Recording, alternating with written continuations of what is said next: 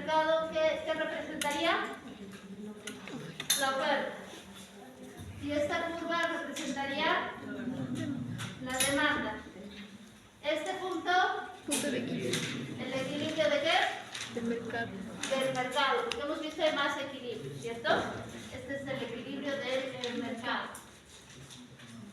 Y el equilibrio del mercado nos define dos cosas importantes, nuestras dos variables clave. Nos va a decir cuánto es el precio de equilibrio de este mercado y cuánto es la cantidad de equilibrio, es decir, la cantidad, donde la cantidad demandada es igual a la cantidad ofertada. Esta es nuestra definición de equilibrio del mercado, ¿de acuerdo? ¿Sí? Ahora bien, esta parte, vamos a recordar un concepto que hemos visto. Si tenemos un precio más elevado, ¿qué situación se forma acá, esta distancia? ¿Se acuerdan? No, aquí a este precio, si por ejemplo queremos fijar un precio y decimos aquí el precio máximo o el precio mínimo que se debe cobrar es este, aquí arriba. ¿Qué pasa en el mercado? ¿Estaremos en equilibrio este precio? No. A un precio sub cero, digamos. No, no estamos en equilibrio. ¿Cuánto se está ofreciendo? Todo esto, ¿cierto? ¿Cuánto se está demandando? Solamente hasta acá. Entonces, esta distancia se está ofreciendo más de lo que se está demandando. ¿Qué se llama eso? Un excedente. Un excedente. Hay producción en exceso. Un excedente, que es esta distancia vertical. Solamente la distancia. No es un área. ¿Sí? Este es el excedente o la producción excedente. Lo que se conoce también como exceso de oferta. La cantidad ofertada es más grande que la cantidad demandada. Exceso de oferta.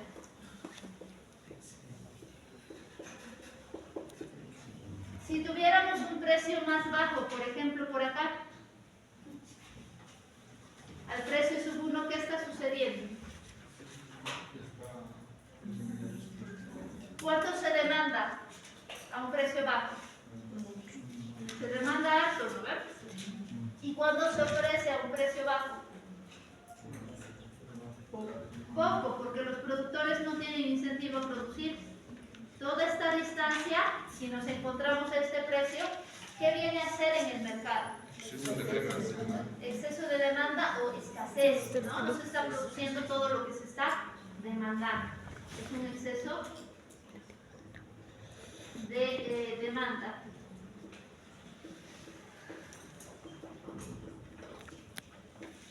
Eso lo estábamos repasando la anterior vez, ¿de acuerdo? Pero al margen de esos conceptos que son de desequilibrio, ¿no? Hemos visto el equilibrio y los desequilibrios. Eso no es el análisis del bienestar. Pero quiero que se diferencie de estos otros conceptos, porque los nombres son parecidos, ¿sí? Suenan más o menos igual. Toda esta área que está por debajo de la curva de demanda, pero por encima del precio al cual se está intercambiando en el mercado, sobre el precio que están pagando los consumidores y por debajo de la curva de demanda, la voy a pintar acá. Toda esta área se llama excedente del consumidor. Ahorita les voy a decir por qué. Toda esta área roja es el excedente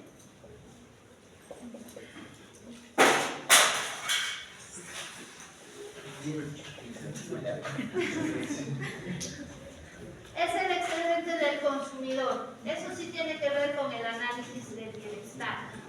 Ahorita vamos a decir por qué.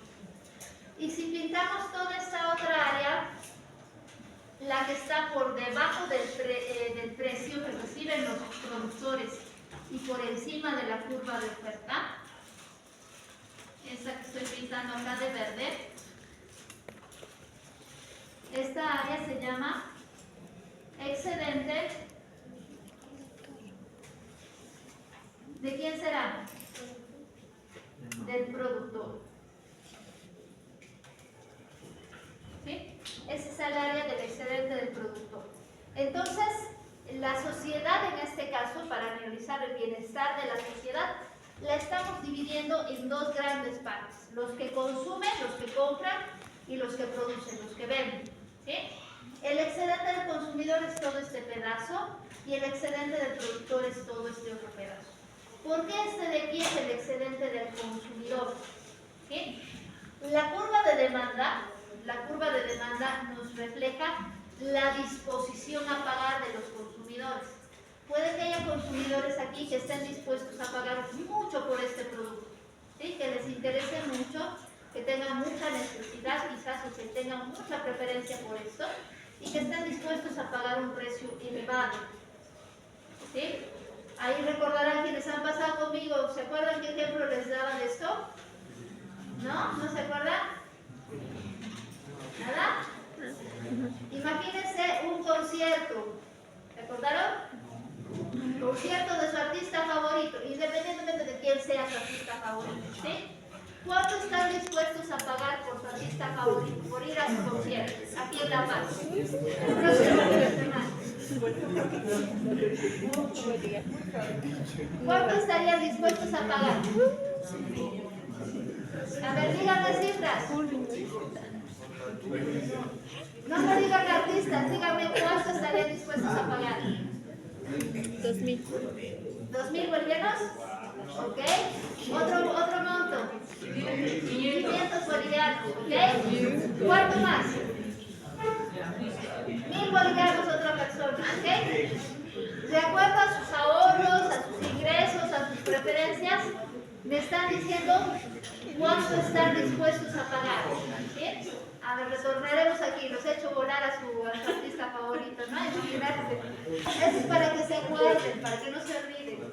¿Ya? Entonces, hay alguna persona que pagaría hasta 2.000 bolivianos por ese concierto. ¿Sí? Hay otra persona que pagaría 1.000 bolivianos. Hay otro que pagaría 500, ¿no? Y así van a haber distintos precios.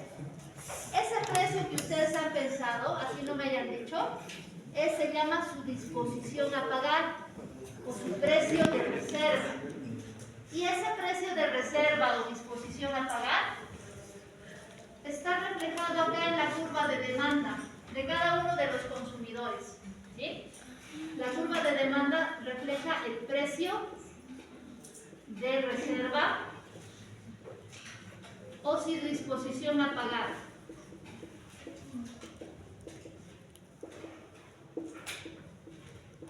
Lo máximo que ustedes estarían dispuestos a pagar por algo, en este caso el concierto.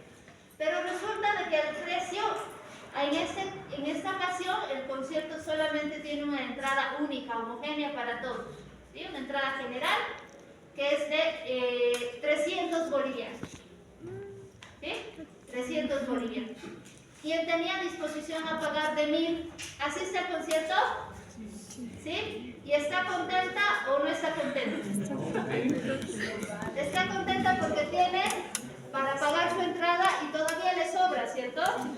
¿Sí? ¿Cuánto le sobró de lo que estaba dispuesta a pagar esta persona que tenía 1.000 bolivianos? Digamos que aquí están los 1.000 bolivianos. ¿Cuánto les está sobrando? Aquí eran 1.000 bolivianos, pero la entrada cuesta 300. ¿Cuánto dinero le sobró de lo que quería pagar? 700, ¿no ve? Esta distancia serían los 700 bolivianos. Aquí están los 1.000 que quería pagar y aquí están los 300 que está pagando efectivamente por su entrada. ¿Cuánto le está costando? Entonces, tiene 700 bolivianos que le ha sobrado. Eso que le ha sobrado a esta persona es su excedente de ese consumidor. Pero ahora del conjunto de todos los consumidores de ese concierto, va a ser del que tenía la disposición de 2.000, del que tenía otras disposiciones a pagar, del que quería pagar 500, todos estos, hasta los que han comprado la entrada en 300. A ellos no les va a sobrar nada, pero van a ir al concierto. ¿Sí? Entonces van al concierto así. El que tenía una disposición a pagar a 200, lástima, no participa del mercado, no puede ir al concierto, no va a poder entrar. Podrá estar en la puerta, ¿no ves? Como habitualmente, pero no puede entrar. ¿Sí? No participa del mercado. ¿Sí? Pero hasta acá, entonces, hasta donde sí participa del mercado, hasta donde sí participa en el mercado, entonces es su excedente del consumidor. ¿Se va a recordar? Sí. Concepto distinto de este, ¿cierto? Del exceso de oferta o del exceso de demanda, o de excedente, como decimos acá. ¿Sí? Son conceptos distintos. Ahora bien, para el productor es algo similar. Esta curva de oferta refleja la disposición a pagar. Ese era el dato que estamos proyectando. Están bajando el ecran o algo así. Si están bajando el ecran, chicos, no se asusten.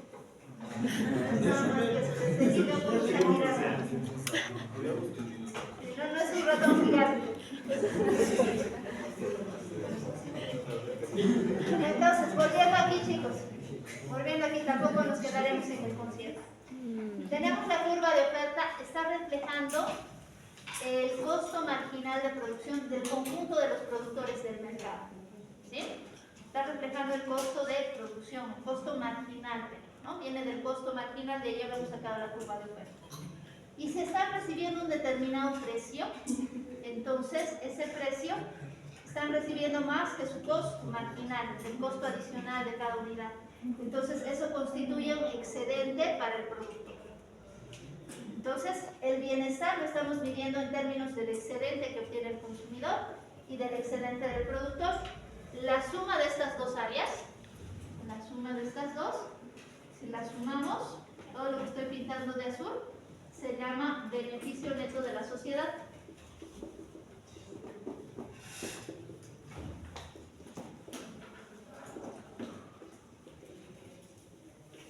Beneficio neto de la sociedad. ¿Sí? Eso es lo que tendríamos acá en este caso. Ese es nuestro análisis del bienestar. Ahora, en los mercados donde no hay fallas del mercado, todo esto funciona así y tenemos un beneficio de la sociedad el máximo posible. Pero cuando hay fallas del mercado, por ejemplo, vamos a citar algunas, y eso también es parte de uno de los temas. Cuando hay fallas del mercado, por ejemplo, información asimétrica.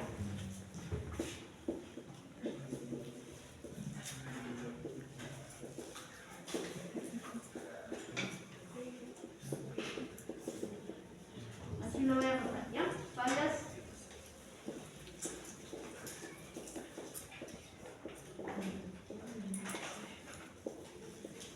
¿Sí? Una falla del mercado puede ser que existe información asimétrica, no siempre hay toda la información. Otra falla puede ser la existencia de bienes públicos.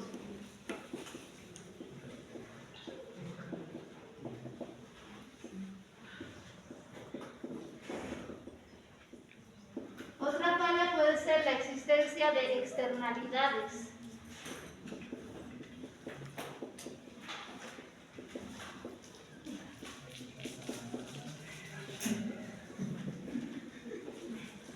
¿Sí? Bienes públicos, nadie más que los privados no tienen incentivo de producirlos, pero sí son necesarios para atender muchas necesidades de los consumidores. Bienes públicos, por ejemplo, carreteras, avenidas, algún servicio de educación, de salud, perdón, hospitales, por ejemplo, ¿no? Servicios de salud, servicios de educación cuando son públicos. Los privados no tienen incentivo de producir, entonces no hubiera bienes públicos, nadie los generaría. Entonces ahí es necesaria una intervención del Estado. Existencia de externalidades, cuando hay efectos externos que no se están contando dentro de los costos del mercado y por tanto no están reflejados en los precios. Eso es, por ejemplo, la contaminación, cuando no está considerada en los precios, cuando no hay algún mecanismo que haga que las empresas asuman los costos ambientales o de contaminación que están generando, por ejemplo, la existencia de externalidades. Otra falla del mercado es la competencia imperfecta. ¿Sí? Competencia imperfecta.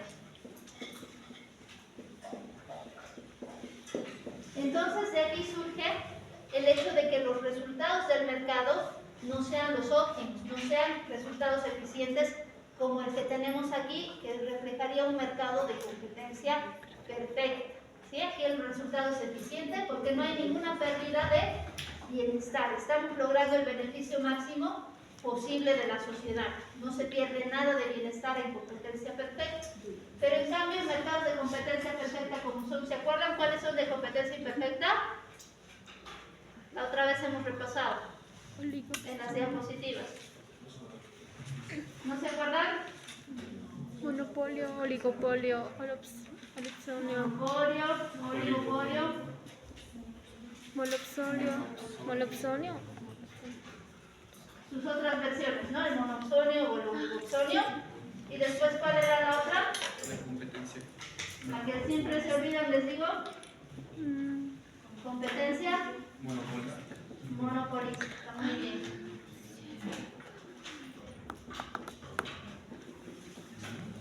Aquí en la otra versión, ¿no? El monopsonio. Lo tenemos y el oligopsonio. ¿Sí? Entonces, cuando existen mercados de competencia imperfecta, los resultados no son eficientes, hay alguna pérdida de eficiencia o de bienestar para la sociedad. ¿Sí? No se está logrando el beneficio máximo de la sociedad, hay pérdida de eficiencia. Entonces, cuando existen fallas del mercado, es recomendable la acción del Estado, que el Estado intervenga de alguna manera en el mercado.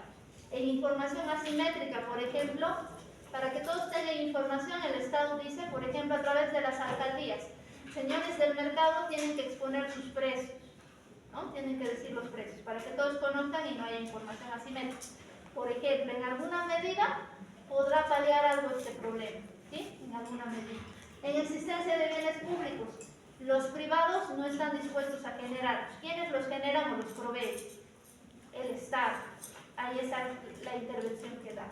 La existencia de externalidades, por ejemplo, en la contaminación, el Estado determina normativa para que las empresas asuman sus costos ambientales. De ahí que tienen que hacer estudios de evaluación de impacto ambiental y de acuerdo a lo que reflejen los estudios tendrán que incorporar ciertas medidas que luego internalizarán en sus costos. Ya no quedará como algo externo esa medida que tenemos. Y en el caso de la competencia imperfecta, cuando hay monopolios, cuando hay ese tipo de situaciones, el Estado también está representando algún otro tipo de medidas. Están también determinando algún otro tipo de medidas que se llaman de antimonopolio. ¿Bien? ¿Para qué? Por ejemplo, no aprovechen los monopolistas al ser los únicos del mercado que proveen para sacar ventajas a costa de los consumidores, ¿no? Y les dejen con menor excedente del consumidor, se apropien de su excedente. ¿Sí? O en algunos otros casos el Estado se constituye en el monopolio, ¿no? Forma una empresa estatal que es la empresa del monopolio. Puede darse también la situación. Entonces el Estado está interviniendo de muchas maneras en el mercado para tratar de mejorar alguna falla que pueda tener. ¿Sí? Y algún tipo de intervención estatal que se utilice en el mercado son las que vamos a ver.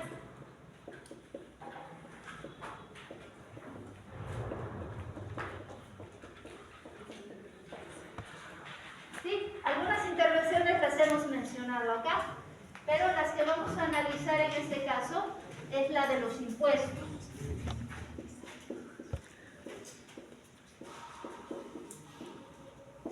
¿Sí? La aplicación de impuestos. Y en este caso, el objetivo, por ejemplo, del Estado podría ser reducir el consumo de algún determinado bien que pueda ser quizás dañino para la sociedad. Ejemplo de este tipo de bienes, El impuesto al ICE. el impuesto al consumo específico justamente corresponde a esto. ¿A quiénes recae o está recayendo? A los vendedores y productores.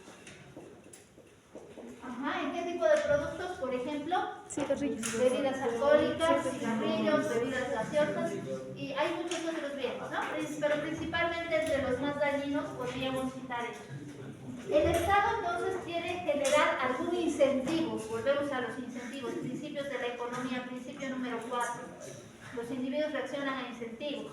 Entonces quiere generar algún incentivo para que los consumidores, para que el mercado no comercie tanto de estos productos dañinos, por ejemplo el alcohol, decimos, ¿no? Entonces, más o menos voy a replicar este gráfico. Tiene que generar un Dice que rico, dice. necesario que genere algún tipo de incentivo. Me confirman, ¿no?, la necesidad de la intervención estatal acá. Suba del impuesto. Sí.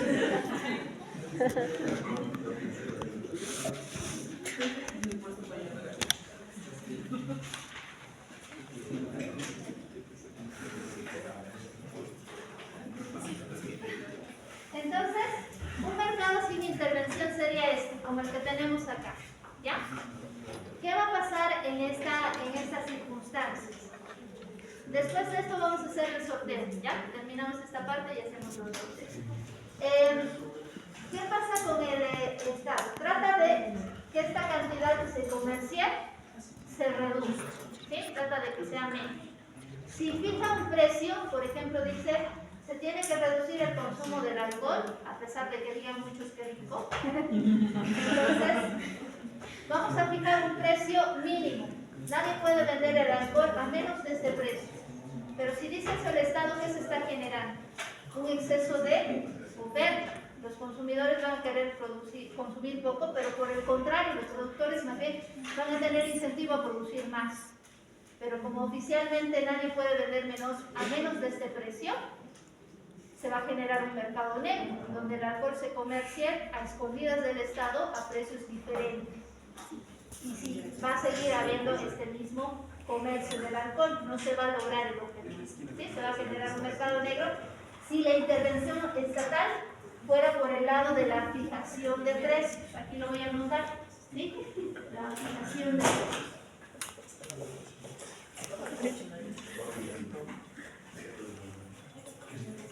No logra el objetivo que decíamos para el Estado, no se está logrando el objetivo. Entonces, ¿qué otra medida puede hacer? Puede aplicar un impuesto de suma fija, como es el impuesto al consumo específico, un impuesto de suma fija. ¿Cómo se analiza ese impuesto? Por cada litro de alcohol que se comercie, se va a cobrar un impuesto de, digamos, 5 bolivianos por cada litro de alcohol que se comercie. ¿Sí? Entonces, eso se refleja trazando una curva de oferta hipotética. ¿Ya? Le vamos a llamar una oferta hipotética que la estamos subiendo en el monto de los 5 bolivianos. Esta es la única vez que les digo, vamos a desplazar hacia arriba la curva de oferta. ¿Por qué? Porque aquí estamos midiendo precios y la estamos desplazando en 5 bolivianos. La única vez que menciono desplazamiento hacia arriba o hacia abajo de la curva de oferta. Siempre habíamos dicho de derecha a izquierda, que se moviera la cantidad demandada, cantidad ofertada. ¿Sí? La única. Entonces, este es el monto de nuestro impuesto, ¿ya? C es igual al monto del impuesto.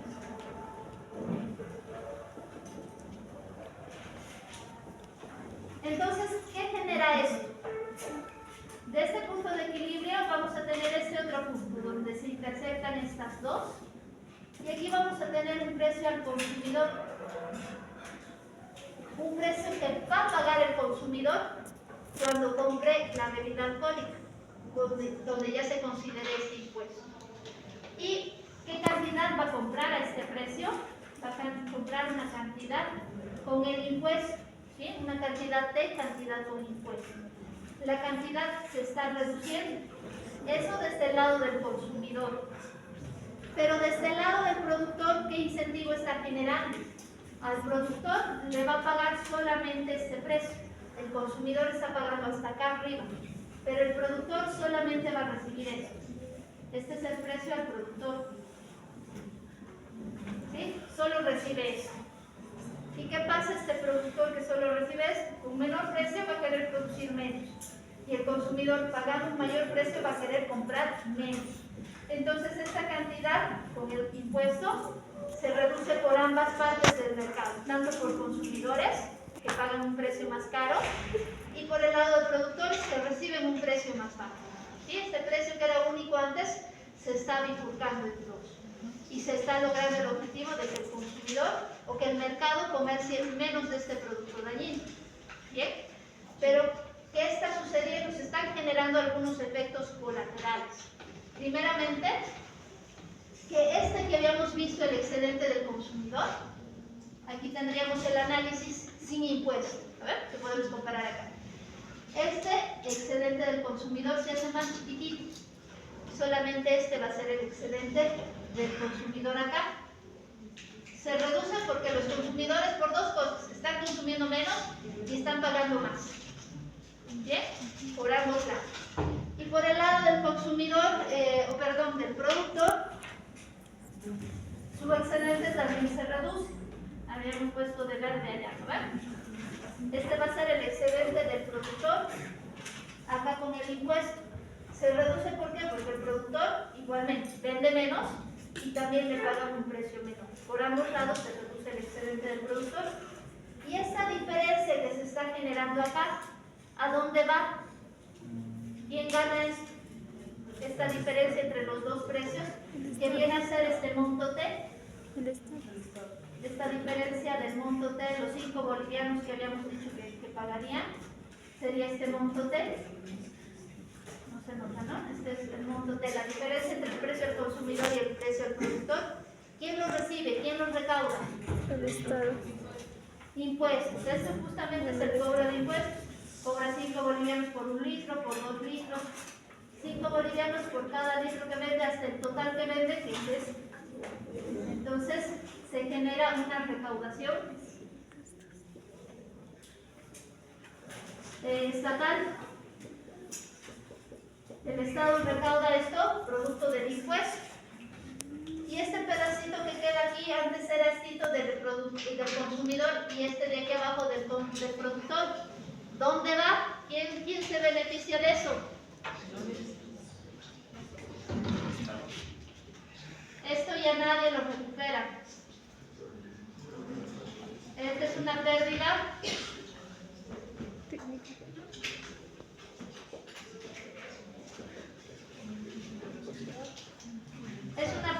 del bienestar. Si bien antes era del consumidor una parte y otra del productor, ahora con el impuesto por producir menos cantidad y vender menos cantidad de lo que se podría en este mercado, hay una pérdida del bienestar. Sin embargo, el objetivo que teníamos con la aplicación del impuesto, que era que se consuma y se produzca menos de este bien, que era dañino, entonces se está logrando. Eso pasa con el impuesto. Entonces, ahora, matemáticamente, ¿cómo podemos analizar todo esto? Primeramente, que esto se puede representar con funciones, con ecuaciones. Podemos encontrar cuánto es el punto de equilibrio. Podemos calcular esta área, por ejemplo. Podemos calcular esta otra. Podemos calcular, por ejemplo, cuánto es el excedente del consumidor a un determinado precio, teniendo los datos y las funciones. ¿Sí? Les voy a dar dos funciones de oferta y de demanda, y a ver, ustedes traten de ir encontrando estos valores, por lo menos el equilibrio del mercado, y si pueden llegar a calcular estos puntos. ¿Sí? Vayan jugando con los datos y mientras tanto vamos haciendo el sorteo. Yo les pongo aquí la